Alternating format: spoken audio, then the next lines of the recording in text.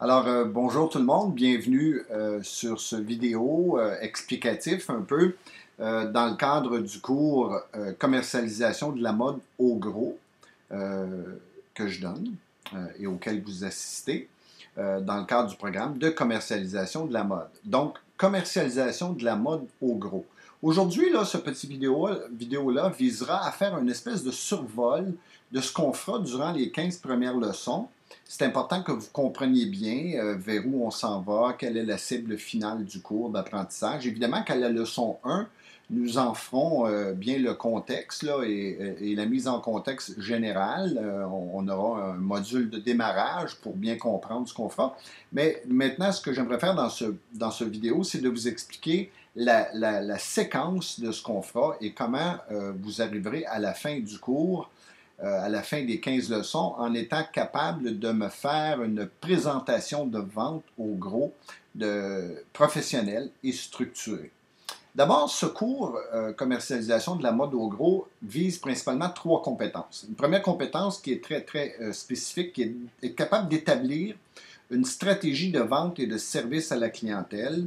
Ensuite, être capable de comprendre la distribution dans le cadre du commerce de gros, de comprendre la recherche de clients commerciaux en lien avec certains fournisseurs, de comprendre aussi la gestion de territoire. Donc, vraiment, le travail d'un représentant de vente.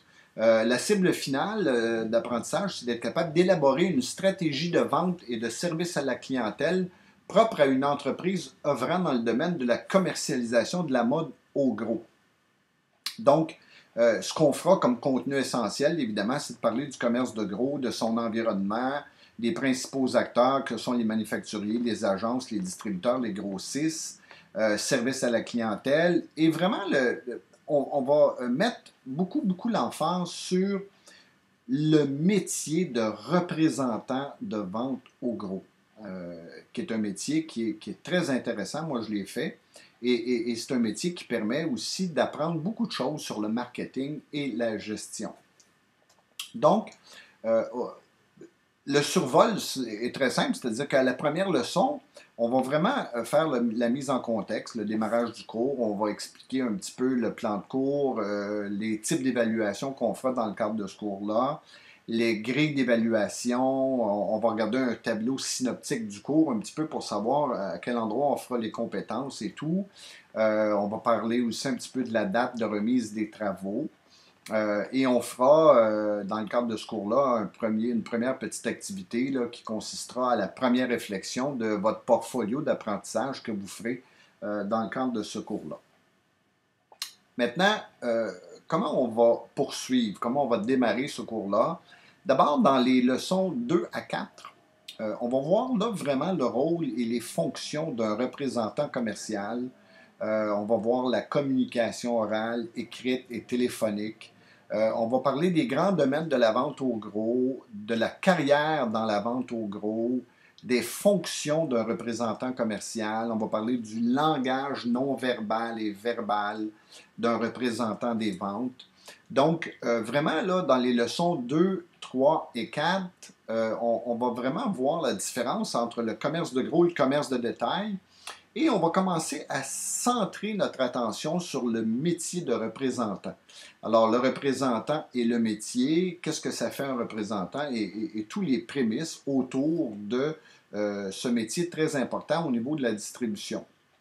Évidemment, on va parler de tout l'aspect de la communication et téléphonique et de la communication par courriel, parce que ce sont des aspects qu'il faut bien comprendre et bien faire. Le métier de représentant, c'est principalement un métier de communication entre le représentant et ses clients, qui sont les détaillants. Et donc, il faut apprendre à bien communiquer. Et ce sera le cadre des leçons, principalement de la leçon 4, là, et où on commencera un petit exercice qui vous amènera à m'envoyer un courriel, prendre un rendez-vous téléphonique pour pouvoir planifier un rendez-vous en personne. Donc, principalement au début, on va bien mettre les conditions autour d'une communication efficace.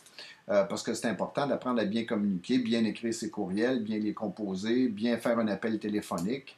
Donc, c'est des choses qu'il faut bien comprendre. Par la suite, entre les leçons 5 et 12, nous allons voir principalement la recherche des clients. Nous allons voir la prospection et la gestion de territoire, comment un représentant doit être capable de gérer un territoire de vente avec des clients, les priorités. On va évidemment aborder le processus de vente et comment on fait pour construire une présentation de vente professionnelle pour, devant un client, devant des acheteurs d'entreprise. Donc, principalement, là, à partir de la leçon 5, nous allons débuter un devoir de gestion de territoire, de recherche de clients, de prospection. On va regarder toutes les conditions autour de la gestion de territoire, quelque chose qui est excessivement important. Le succès de représentant, ça découle aussi principalement, oui, de faire une belle présentation de vente, mais aussi d'être capable de bien gérer son territoire efficacement. Donc, ce sera des notions qu'on verra là, à partir de la leçon 5, 5 et 6, gestion de territoire, recherche de clients et prospection. Ce sera le cadre des leçons 5 et 6. À partir de la leçon 7, on va vraiment là introduire la présentation de vente au gros, les étapes. La préparation, la prise de contact, le processus d'achat, l'introduction au ce qu'on appelle le CAB, c'est-à-dire caractéristiques, avantages, bénéfices.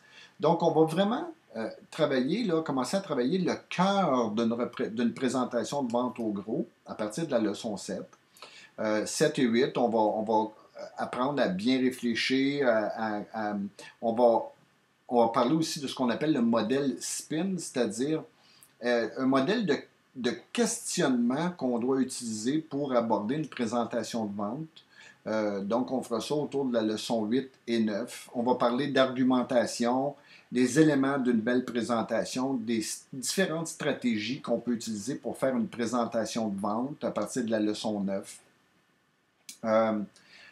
On va parler aussi, à partir de la leçon 10, des objections de vente, les techniques qu'on peut utiliser pour réfuter l'objection qu'un acheteur pourrait nous donner. Donc, comment on peut planifier les objections et utiliser différentes techniques pour réfuter les objections. On va parler aussi à la leçon 11 de la conclusion de vente, du suivi après-vente. On va parler, nous allons parler des erreurs fréquentes. Quelles sont les erreurs fréquentes que les mauvais représentants font? On va apprendre aussi 14 principes pour négocier. On va parler d'éthique. Alors ça, principalement, ce sont les sujets. Et les 2 dernières leçons seront évidemment consacrées à 2 périodes où chacun d'entre vous, individuellement, allez me faire une présentation de vente. Je vous expliquerai tout ça en détail là, quand viendra le temps.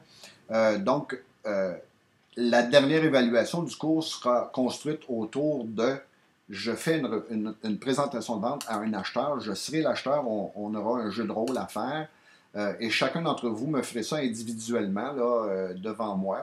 Ce sera au mois de décembre, là, entre le 2 et le 13 décembre, que nous ferons les présentations de vente.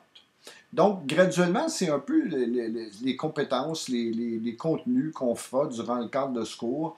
Évidemment qu'à chaque leçon, je vous expliquerai là, quoi faire. Vous avez remarqué que ce cours est entièrement à l'ordinateur avec un cahier de cours qui est en ligne, etc. On verra là, tout ça, puis comment on fonctionne à partir du site. On verra tout ça à la première leçon. Donc, ce sera principalement là, la phase de démarrage du cours. Alors, je vous souhaite une bonne journée et je vous verrai à la leçon 2. À bientôt.